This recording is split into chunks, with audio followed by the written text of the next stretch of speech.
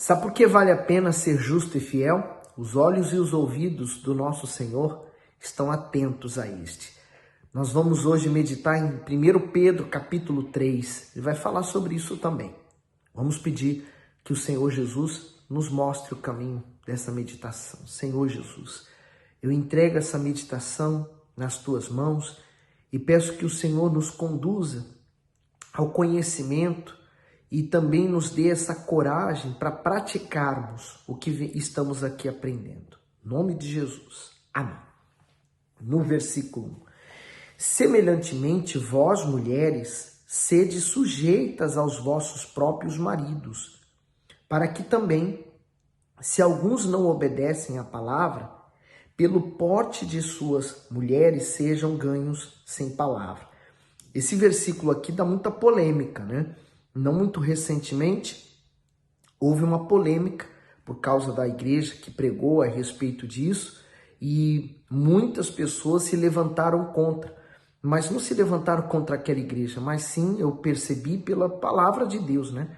Quando diz sujeito, é só você entender o contrário de você, sujeito e submissa, né?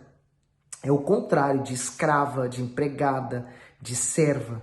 Não tem nada disso. Né? O mundo criou essa falsa aparência da mulher, a mulher Amélia, né? Como falamos no Brasil, aquela mulher que é empregada, que faz tudo pelo marido, que é escrava dele, não, que aceita qualquer coisa que ele diga. Não, a submissão, segundo a palavra de Deus, tem um equilíbrio.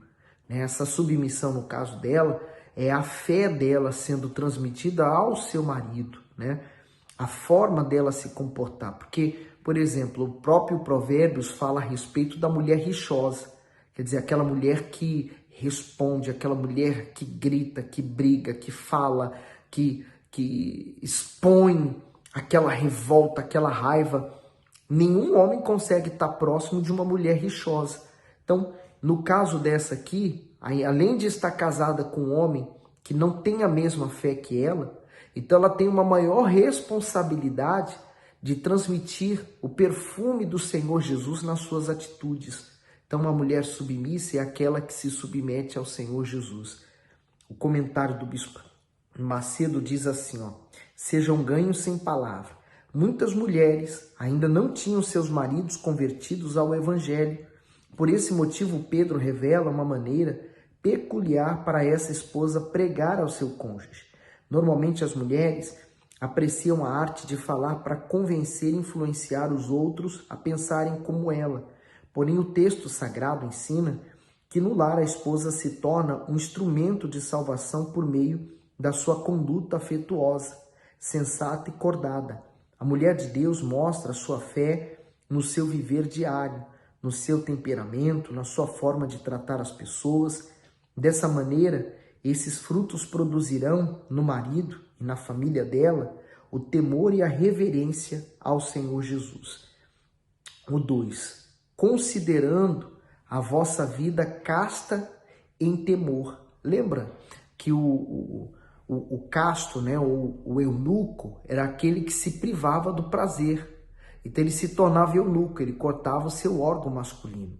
Ou ele se cortava, ou o rei, para que ele pudesse cuidar do seu harém, das suas esposas, e estivesse nos afazeres do palácio, ele se tornava eunuco. Então, considerando a vossa vida casta, quer dizer, cortada, eu sou cortado literalmente desse mundo, para que eu viva no temor. O enfeite delas não seja o exterior, no frisado dos cabelos, no uso de joias de ouro, na compostura dos vestidos. Olha, esse versículo diz tanto a respeito dos dias de hoje, né? A forma como a mulher, ela se valoriza no vestir, né? Ou se desvaloriza. Porque hoje em dia nós vemos que quanto menor o vestuário da mulher, quanto mais ela exposta ficar, mais ela quer aquela roupa, mais é a moda, mais é desejado. E aqui ele fala, né? Os enfeites da mulher não estão no exterior, né? Nas joias em que ela usa, na maquilhagem que ela põe no rosto, mas está no seu exterior, porque às vezes você vê uma mulher tão linda no corpo, tão linda na aparência, mas quando ela abre a boca, estraga tudo. Aí você vê que aquela pessoa não tem nada de bela por dentro. Já outras, às vezes, não transparece uma beleza exuberante do lado de fora, mas quando elas abrem a boca, são sábias. O comentário do Bispo Macedo: o enfeite não seja o exterior. As mulheres são mais estimuladas a dar atenção de forma excessiva a tudo o que se refere à aparência. Por serem propensas ao desejo de se apresentar bem a todos, elas correm mais riscos de colocar essa aspiração acima de outras prioridades. Quando elas passam a considerar mais o exterior do que o interior, o qual é valioso para Deus, revelam sua condição espiritual decadente e assim sua conduta se torna inapropriada. Quando Pedro cita os penteados, os adornos e os trajes, ele não está condenando o uso de nada disso, e muito menos os cuidados pessoais com o corpo. Pelo contrário, o Espírito Santo, por intermédio do apóstolo, pretende exortar sobre o equilíbrio, a discrição e o bom senso. Além disso, ele mostra que cada mulher deve se atentar ao fato de que na busca para ter uma boa aparência, não haja ansiedade, estresse ou motivação de orgulho, a fim de que o seu cuidado pessoal nunca culmine no desejo vaidoso de atrair a atenção dos outros para si. O 4. Mas o homem, encoberto no coração, no incorruptível traje de um espírito manso e quieto, que é precioso diante de Deus. Então, aqui não há o comportamento só da mulher, mas ele dá também o comportamento do homem, né? Com traje de um espírito manso, quieto, que é precioso diante de Deus, né? Aquele homem que é equilibrado. Comentário do Bispo Macedo: espírito manso e quieto. A expressão o homem coberto no coração remete à alma, que é invisível e está oculta no íntimo humano. Diferente do corpo perecível que se decompõe logo após a morte, a alma é eterna e permanecerá com seus sentidos apurados para sempre. Ela não é vista através de vestidos ou de acessórios, e sim por meio de atitudes que mostram sua riqueza ou a sua pobreza diante de Deus. Duas virtudes são apresentadas como um grande ornamento para a alma: a mansidão e a quietude. Em outras palavras, a pessoa investe em sua alma, possui temperamento calmo, mente tranquila e palavras suaves para lidar com as demais. Essa conduta é valiosa diante de Deus e apreciada no convívio humano, pois proporciona a outros a oportunidade de conhecerem a fé. O 5. Porque assim se adornavam também antigamente as santas mulheres, que esperavam em Deus e estavam sujeitas aos seus próprios maridos, como Sara obedecia a Abraão, chamando-lhe Senhor, da qual vós sois filhas, fazendo o bem, e não temendo em nenhum espanto. Igualmente vós, maridos, coabitai com elas com entendimento, dando honra à mulher, como vaso mais fraco, como sendo vós os seus coherdeiros da graça da vida, para que não sejam impedidas as vossas orações. O Bispo Macedo escreve no comentário: dando honra à mulher. O marido recebe o ordenamento divino de honrar a sua esposa. Significa que, além de ser fiel, ele deve tratá-la com consideração e proporcionar a ela proteção e apoio. Na criação da família, marido, esposa e filhos recebem de Deus deveres e privilégios, e quando cada um cumpre o seu papel, encontra a realização familiar proporcionada pelo Altíssimo. Se o marido falha em tratar a esposa com dignidade e respeito, prejudica não somente seu relacionamento com ela, mas também com o próprio Deus, para que não sejam impedidas as vossas orações. Revelam que as desavenças no lar afetam diretamente a vida espiritual, pois como alguém pode se manter próximo do Altíssimo se trata mal seu cônjuge e alimenta ressentimentos e ira dentro de si? Então, quer dizer, a honra também, né? É o dar e o receber. Se eu sou marido casado com a minha esposa e eu me preocupo em dar para ela, né, o melhor, o prazer, a proteção, a alegria, a paz, então eu estou preocupado em dar, ela vai me retribuir, dando também para mim. Então é um ciclo de dar e receber de ambas as partes, né? E ele fala como vaso mais fraco, Quando o homem percebe, entende isso, que a mulher é mais fraca, mais frágil, então ele é o cuidador dela, né? Assim a gente vê da mesma forma Deus com a sua igreja, para que sejam impedidas as vossas orações. Quer dizer, se um casal está brigado, as suas orações também não estão sendo atendidas ou não estão tendo força para subir aos céus. 8. E finalmente, sede todos de um mesmo sentimento, compassivos, amando os irmãos, entranhavelmente misericordiosos e afáveis, não tornando mal por mal ou injúria por injúria, antes pelo contrário, bendizendo, sabendo que para isto foste chamado, para que por herança alcanceis a bênção. E eu entendo esse 9 aqui, o versículo, da seguinte forma: se Jesus, mesmo diante de todos os meus pecados e fracassos, Jesus me perdoou, por que eu não vou perdoar meu próximo? Então, eu não vou pagar o mal com o mal, a injúria com a injúria, né? Eu vou pagar o mal com o bem, eu vou fazer o bem. Por isso que eu oro por aqueles que me perseguem, que querem o meu mal. O 10. Porque quem quer amar a vida e ver os seus dias bons, refreia a sua língua do mal e os seus lábios não falhem o engano. Então, novamente a gente vê o efeito da língua, né? A língua ela é tão poderosa que ela pode provocar vida ou morte. Ela pode construir ou destruir. O Bispo Macedo, ele ensina o seguinte: refreia a sua língua do mal. Aqueles que estimam sua vida e desejam viver muitos e felizes dias devem se abster de falar mal, mentir ou caluniar seu próximo. Ainda que o homem receba o mal, não deve retribuir, mas fazer o bem e buscar a paz com todos. No texto sagrado, a língua é retratada como um mundo de iniquidade. Por isso, mantê-la dentro da disciplina é de fundamental importância para viver em harmonia com Deus e com os homens.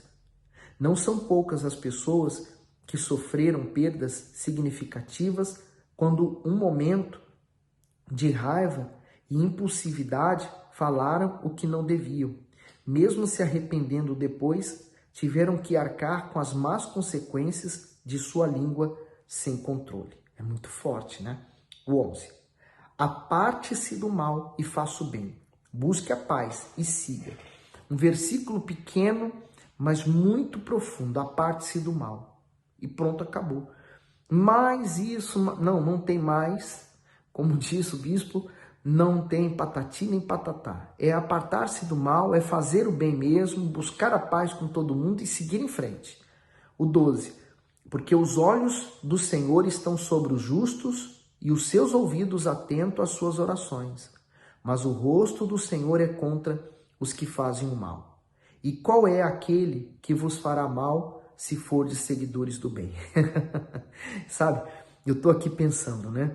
Porque os olhos do Senhor estão sobre os justos e os seus ouvidos atentos às suas orações. Agora imagine, se eu sou um justo e alguém me faz o mal, e eu dobro os joelhos para orar por aquela pessoa que está me fazendo mal, e peço para que Deus tenha compaixão, misericórdia dela e abençoe ela.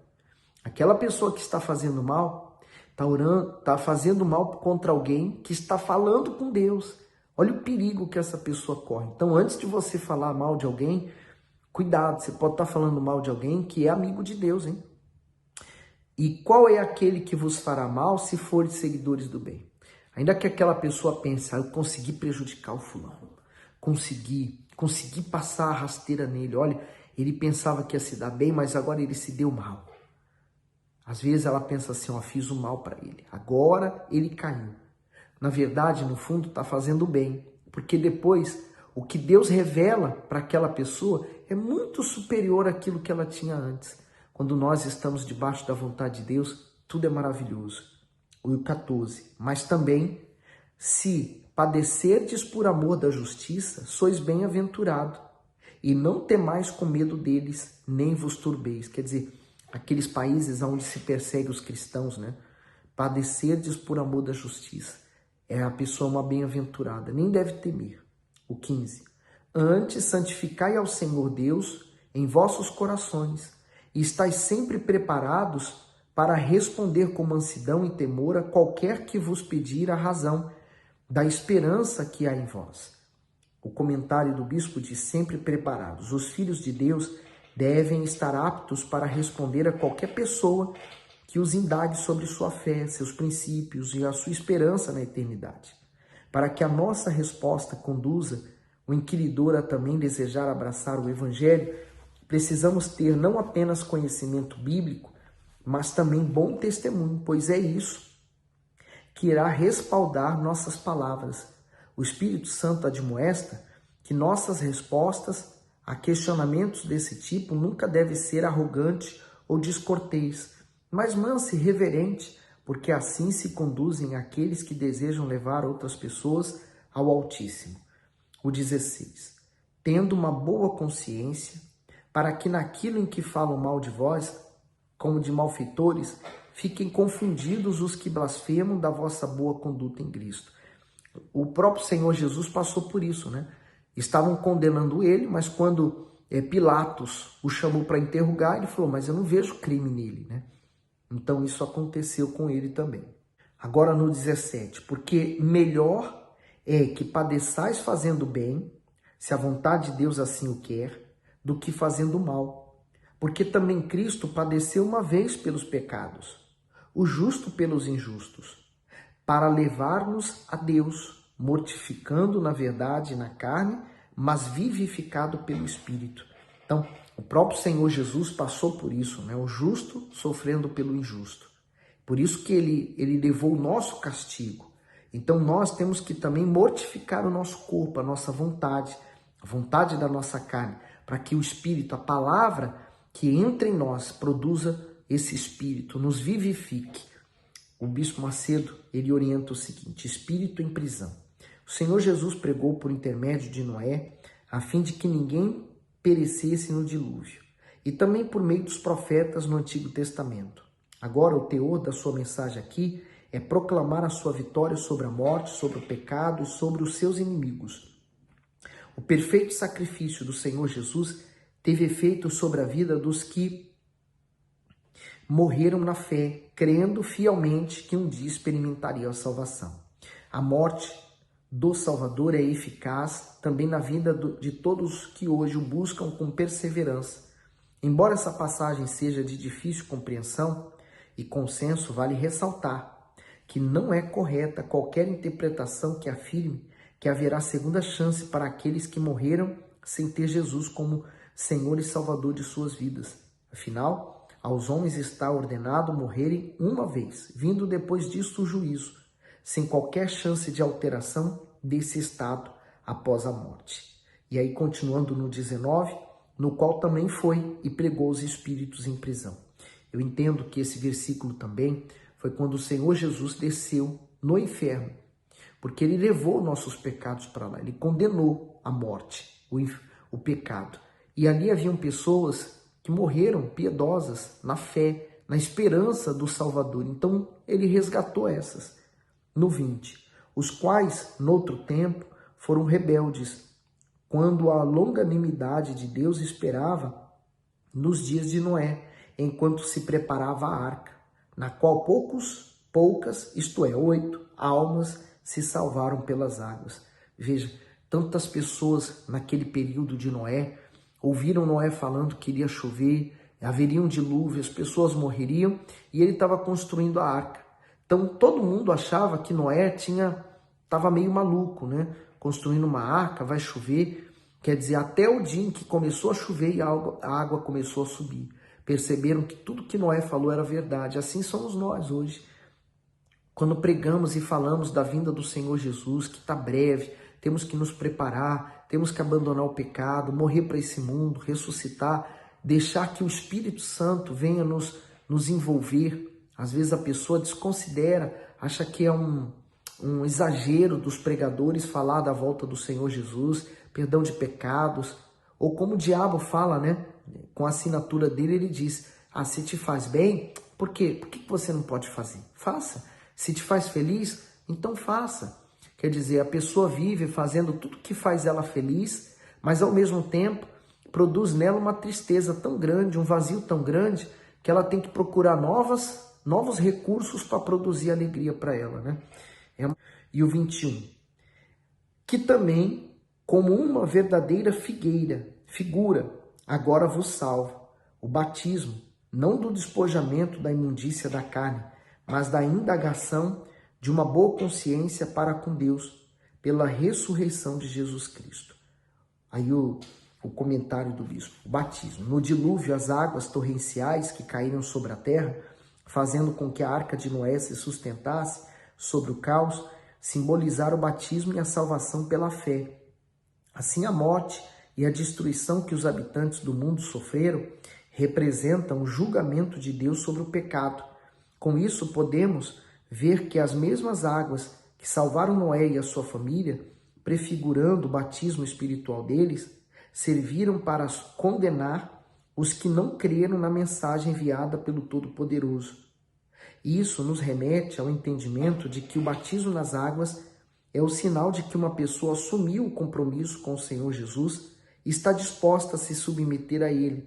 Sabemos que o batismo nas águas não tem o poder de apagar pecados ou transformar o interior humano por si só, pois esses são benefícios que só podem ser atribuídos pelo Salvador. Porém, quando o batismo é feito em um ato de arrependimento e obediência à palavra, o Espírito Santo age na pessoa a fim de purificar a sua consciência. Além disso, promove força para que ela abandone definitivamente a velha vida e assim se torne nova criatura no reino de Deus.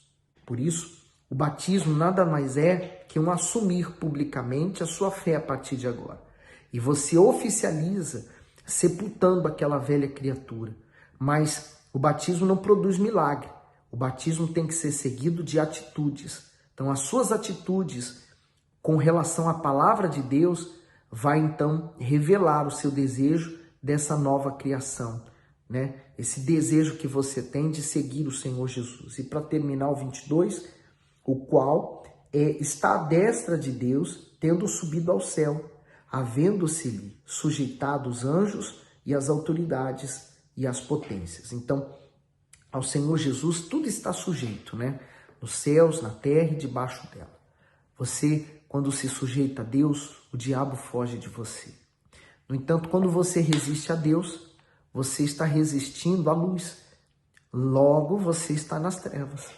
Então, é tão simples assim. Eu espero que você tenha compreendido o que é a submissão da esposa, né?